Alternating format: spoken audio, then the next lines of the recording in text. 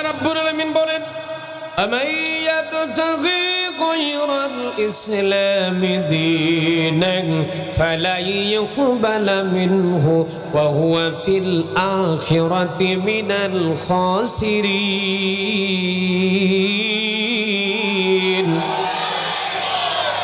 এই যুবক, এই বসো বসো বসো, মোতা লাগবে এখনই, মোতা পরে, আগে ওয়াজ। ওঠা যাবে, রাজি আছেন তো? আল্লাহ কবুল করুক, বলেন আমিন। আল্লাহ রাব্বুল আলামিন বলেন, অমায়াবতাগি গায়রাল ইসলামি দীনান ফালা ইউকবালা মিনহু, যদি কোনো মানুষ ইসলাম বাদ দিয়ে অন্য কোনো কিছু যদি তালাশ করে, ফালা ইউকবালা মিনহু, আল্লাহ বলেন মানুষটার কোন আমল আমার কাছে গ্রহণযোগ্যতা পায় না। ফালা ইউকবালা মিনহু, ইউকবালা তো মুজারের শব্দ, মুজারের শব্দের আগে যদি লাং শব্দ চলে আসে অর্থ হয়ে যায় কখনো হবে না। আল্লাহ বলেন ইসলামকে বাদ দিয়ে যদি কোনো কিছুর তালাশ করে জীবন পরিচালনা করতে থাকো, ফালা ইউকবালা মিনহু, আমার কাছে কোনো গ্রহণযোগ্যতা পায় না। ওয়া ফিল আখিরাতি মিনাল খাসিরিন, এবং ওই মানুষটা আল্লাহর আদালতে কিয়ামতের ময়দানে আসামির কাঠগড়ায় দাঁড়ায় যায়। এই জন্য জীবনের শুরু থেকে শেষ পর্যন্ত আল্লাহর কোরআন মানার দরকার আছে না নাই? আওয়াজ দেখুন, আছে না নাই? এখন কোরআনের কথা শুনতে হবে নিরপেক্ষ মন নিয়ে, ঠিক কিনা বলেন? এখন কোরআনের কথা শুনতে গিয়ে যদি আপনার দলের বিরুদ্ধে যায় তাহলে কি রাগ করবেন? তাহলে কি আপনার কষ্ট হবে? আরে ভাই, কোরআনের কথা বলতে গিয়ে দল তো অনেক দূরের কথা, আল্লাহর কোরআনের কথা বলতে গিয়ে যদি কোরআনের যদি নিজের বাপের বিরুদ্ধেও চলে যায়, মুসলমানের বিজয় তৈরি সন্তান নিজের বাপের বিরুদ্ধেও ময়দানে ঝাঁপিয়ে পড়তে হবে, ঠিক কিনা? সম্মানিত ভাইয়েরা আমার, কেননা এই কোরআনে কারীম আমার নবী আবু জাহেলের সামনেও তেলাওয়াত করেছেন, আবার এই কোরআনে কারীম আমার নবী আবু বকরের সামনেও তেলাওয়াত করেছেন।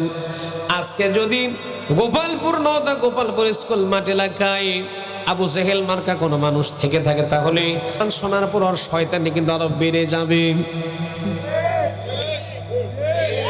আর যদি হযরত আবু বকর রাদিয়াল্লাহু তাআলার মতো নরম কোনো মানুষ থাকে, আল্লাহর কোরআন শোনার পরে কিন্তু ওর ঈমানটা বেড়ে যাবে। আজকে আমার ভাইয়েরা লক্ষ্য করা লাগবে, বাংলাদেশ 5 আগস্ট স্বাধীনতা লাভ করেছে বলে সব দিক দিয়ে কিন্তু আজকে কিন্তু বাংলাদেশ এখনো স্বাধীনতা লাভ করেনি। কেননা আমাদের ইচ্ছা আকাঙ্ক্ষা হলো সব দেখাচ্ছে সামনে আল্লাহর কোরআনের বাংলাদেশ, কথা কর না কে?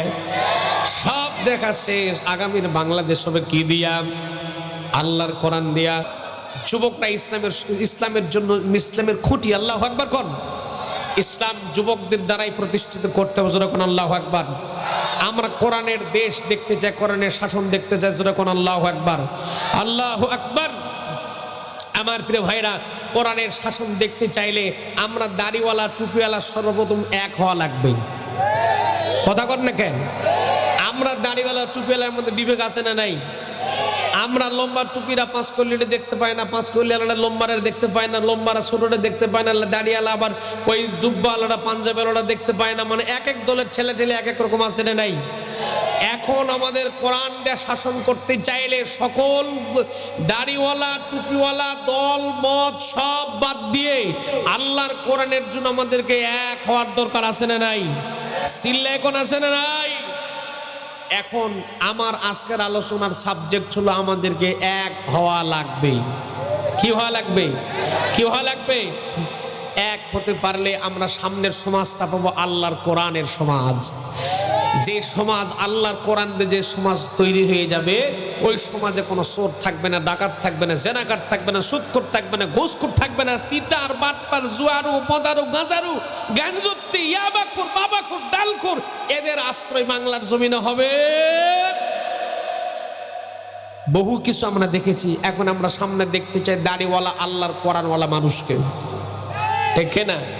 ঠিক না? আল্লাহ কবুল করুক, বলেন আমিন। আসুন একটু আস্তে আস্তে আলোচনার মধ্যে যাই, কষ্ট হচ্ছে না তো? আসুন আমি যে আয়াতে কারিমা তেলাওয়াত করেছি সেদিকে একটু যাব। আমার প্রিয় ভাইরা, মনে কষ্ট নেবেন না, মনে কষ্ট না নিয়ে নিরপেক্ষ দৃষ্টি নিয়ে নিরপেক্ষ মন নিয়ে আল্লাহর কোরআন শোনা লাগবে, ঠিক না? জোরে কর, ঠিক না? সবার নিরপেক্ষ মন থাকা লাগবে। চিন্তা করছেন হুজুর যা বলতেছেন আমার দলের বিরুদ্ধে যাচ্ছে, আরে ভাই দল তো অনেক দূরের কথা, মরলে কি দল আপনার সাথে থাকবে? কই না বাড়ি, মরলে কিন্তু কবরে একাই যাওয়া লাগবে, দলের কোনো নেতাও যাবে না, খেতাও যাবে না, কেউ কিন্তু যাবে না, আপনার আমলেই আপনাকে কবরে যাওয়া লাগবে। কথা বলেন, কথা বলেন। এই জন্য আগে চিন্তা করা লাগবে যে আমার মরণ হবে, তারপরে নেতা। চিন্তা করা লাগবে এই কোরআন কিন্তু কবরে থাকবে, এই কোরআন কিন্তু আমাকে সাহায্য করে আল্লাহর জান্নাত পর্যন্ত পৌঁছায় দেবে। কোরআনের পক্ষে যদি থাকি তাহলে এই কোরআন আমাকে আপনাকে আমাকে আল্লাহর জান্নাত পর্যন্ত পৌঁছায় দেবে। যেরকম আল্লাহু আকবার।